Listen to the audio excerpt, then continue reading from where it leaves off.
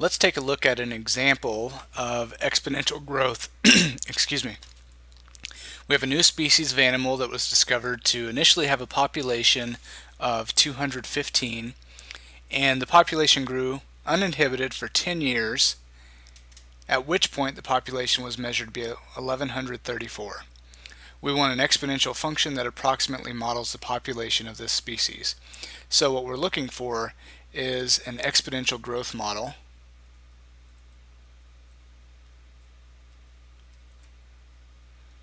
We know it's exponential growth because it's uninhibited. And a typical sort of model for that would be something like f of t equals f subscript 0 times e to the kt. So what we need to do to determine this model is we need to know f sub 0 and we need to know k. Those are the two constants in this function. And then t and f of t are the independent and dependent variables.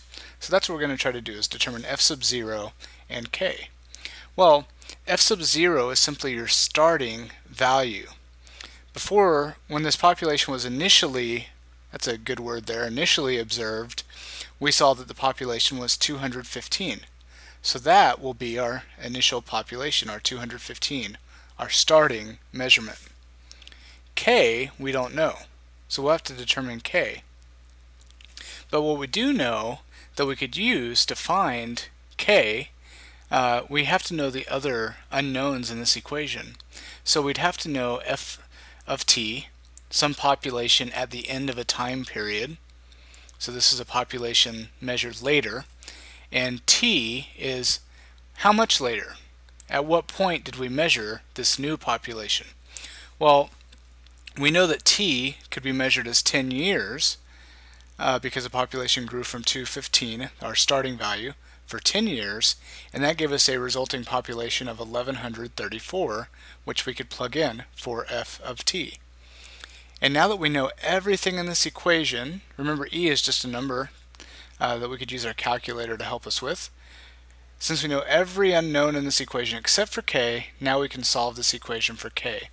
So let's write this equation out.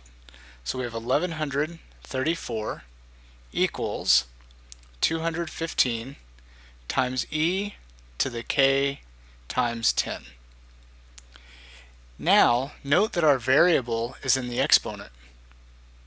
When the variable is in the exponent, we need to bring it down. And we can do that using logarithms. Okay, so eventually we're going to use logarithms to help us solve this. Before we do that, we need to make sure to isolate this guy so that we can get the variable out of the exponent. So in order to make that happen, I'll divide both sides by 215. So on the left side I have 1134 over 215, and on the right side I end up with e to the k times 10, which more traditionally is written as 10k.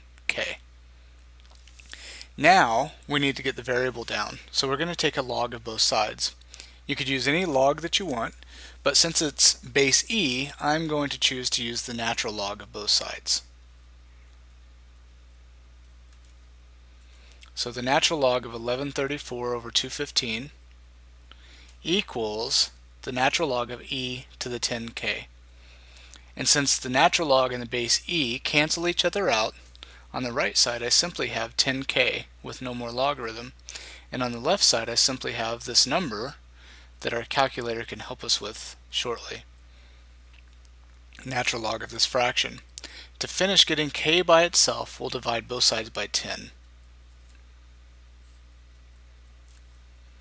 So k equals the natural log of this fraction, 1134 over 215, divided by 10. This is basically, it represents a rate of growth. So that's approximately, if we plug that into our calculator, and since I didn't have my calculator handy, I just went to Google and typed it in here, and it gave me an answer of approximately 0.1663. Okay, so that's what we will use, 0.1663. So that's our k value. Now we have to write the model that represents this growth.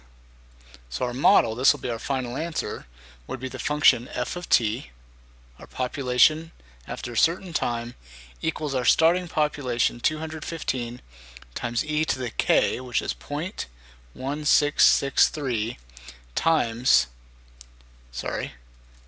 our unknown time value t. Now what we can do is we could use this model to plug in t values times to get our population after that much time. So now we can use this model to predict future population values. Let's try an example.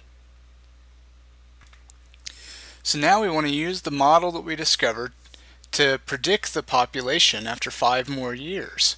Well, since our starting population was 215, how much time later are we going to measure? In other words, what are we going to plug in for t? Well, we're measuring 5 years after that initial 10 years.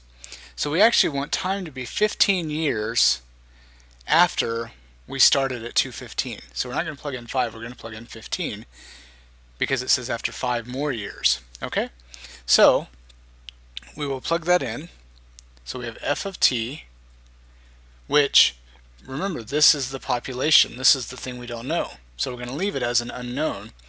We're predicting the population, so that's telling us we're predicting f of t. Okay? It's asking what is f of t. So f of t equals 215 times e to the 0.1663 times 15. And this is, of course, is approximate because we rounded this 0.1663.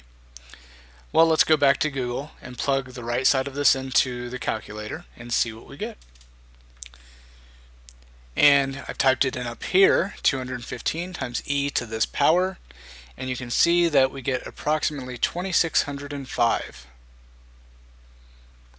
So f of t is approximately equal to 2605. So our population after 5 more years is 2605.